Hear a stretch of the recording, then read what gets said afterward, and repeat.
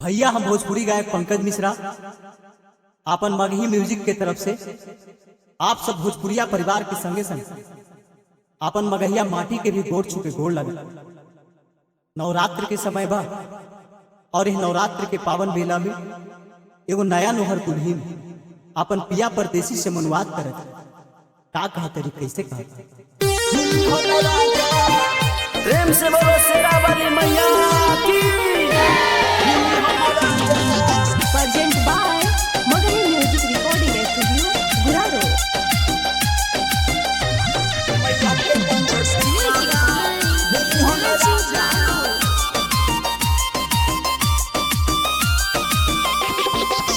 जाई रवा जल्दी सैया राफीगंज बाजार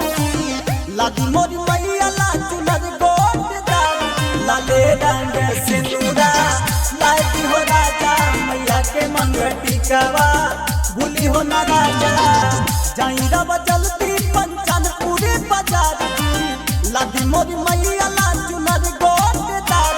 पहिरे ला पिया दिया लाती हो राजा मैया के मंगटी कवा भूली हो ना राजा।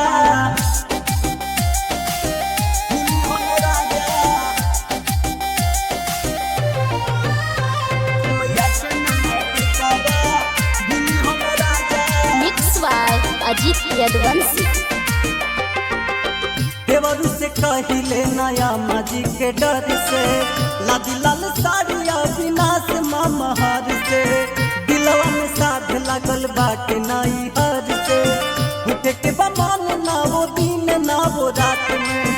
उठे के बमान ना वो दिन ना वो रात में देवरू से कहिले नया माजी के डर से लादी लाल साड़िया विनाश मामहार से दिलवा में साध लागल बाटे नाई हर से भूखे के बमान ना वो दिन ना वो रात में कैया के गोबरा से अंगना लिपाई कलसा के याद याद जइरो बाबाई बउआ के बयलिया लाती हो राजा मैया के मंगटी कवा भूली हो ना राजा भूली हो ना राजा।